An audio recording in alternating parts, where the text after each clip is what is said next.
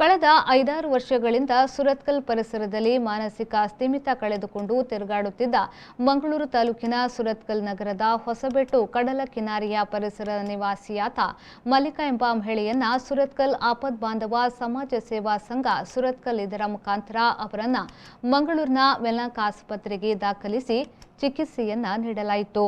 ಸುಮಾರು 5-6 ತಿಂಗಳುಗಳ ಕಾಲ ಆಸ್ಪತ್ರೆಯಲ್ಲಿ ಚಿಕಿತ್ಸೆಯನ್ನ ಪಡೆದು ಸಂಪೂರ್ಣ ಗುಣಮುಖವಾದ ನಂತರ ಅವರನ್ನ ಸುರತ್ಕಲ್ ಆಪದ್ ಬಾಂಧವ ಸಮಾಜ ಸೇವಾ ಸಂಘ ಸ್ವಾಗತಿಸಿ ಬಳಿಕ ಸುರತ್ಕಲ್ ಪರಿಸರದಲ್ಲಿರುವ ಆಶ್ರಮಕ್ಕೆ ಸೇರಿಸಲಾಯಿತು. ಈ ಸಂದರ್ಭದಲ್ಲಿ ಸಂಘದ ಗೌರವ ಸಲಹೆಗಾರರಾದ ಡಾಕ್ಟರ್ ರಾಜಮೋಹನ್ ರಾವ್, ಪ್ರೊಫೆಸರ್ ಕೃಷ್ಣಮೂರ್ತಿ, ಗಿರೀಶ್ ನಾವಡ, ಗಣೇಶ್ಪುರ, ಸಂಘದ ಸ್ಥಾಪಕಾಧ್ಯಕ್ಷ ಉಮೇಶ್ ದೇವಾಡಿಗ ಇಡ್ಯ, ಸಂಘಟನಾ ಕಾರ್ಯದರ್ಶಿ ಸರೋಜಾ ತಾರನಾಥ್ ಶೆಟ್ಟಿ, ಉಪಾಧ್ಯಕ್ಷ ದಯಾನಂದ್ ಕೃಷ್ಣಾಪುರ, ತಾರನಾಥ್ ಶೆಟ್ಟಿ ಕಟ್ಲ, ಮಾಜಿ ಸೈನಿಕ ಲೀಲಾಧರ್ ಕಡಂಪೋಡಿ, ಲಕ್ಷ್ಮೀ ಹೇಮಂತ್ ಹೊಸಬೆಟ್ಟು, ಸುರೇಂದ್ರ ಆಚಾರ್ಯ ಹೊಸಬೆಟ್ಟು, ಕಾರ್ತಿಕ್ ಆಚಾರ್ಯ ಕೃಷ್ಣಾಪುರ, ಕವಿತಾ ಗಣೇಶ್ ಕಟ್ಲ ಈ ವೇಳೆ ಉಪಸ್ಥಿತರಿದ್ದರು. ಬ್ಯೂರೋ ರಿಪೋರ್ಟ್, ವಿ4 ನ್ಯೂಸ್, ಮಂಗಳೂರು.